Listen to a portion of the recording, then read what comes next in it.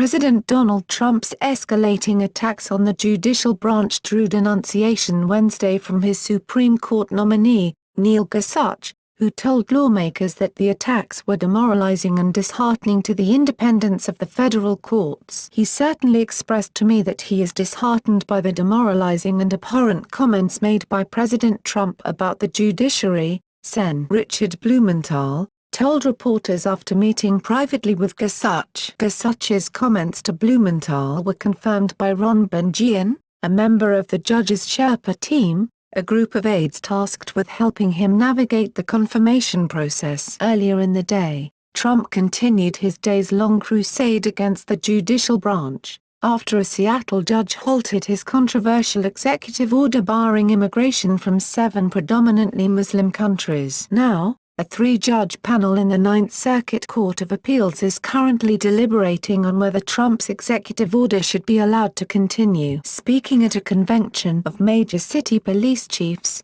the president insinuated that the judicial branch has become too political, and that the decision before them on whether to allow his executive order to proceed was clear-cut. "If you were a good student in high school or a bad student in high school, you can understand this, and it's really incredible to me that we have a court case that's going on so long," Trump said before reading the federal statute that allows the president to restrict immigration for national security purposes. "But courts seem to be so political, and it would be so great for our justice system if they would be able to read a statement and do what's right," Trump added. "Right now, we're at risk because of what happened." Such public condemnation of Trump's tone highlights the degree to which the issue had become an obstacle to his confirmation, especially given concern many Democrats already have about easily confirming Trump's pick to the High Court. It is the latest in a days-long escalation of the dispute between the executive branch and the judiciary that the president has personally carried out on social media. And on Wednesday, in his speech before the Major Cities Chiefs Association Winter Conference, James Robart, a federal district court judge who initially stopped the implementation of Trump's order, has also been the subject of angry tweets from the president, who called him a so-called judge. And while it is not new for a president to disagree with the actions of another branch of government, Trump's crusade against the federal judiciary comes before the legal process has fully played out. White House Press Secretary Sean Spicer said that the president is expressing his frustration with the process that he believes should be subject to common sense. He respects the judiciary, Spicer said. "It's hard for him and for a lot of people to understand how something so clear in the law can be so misinterpreted." He added that Trump, who has a long history of punching back against his opponents, both political and personal, is also speaking directly to his supporters who are looking for him to aggressively deliver on his campaign promises. "He likes to talk to his supporters,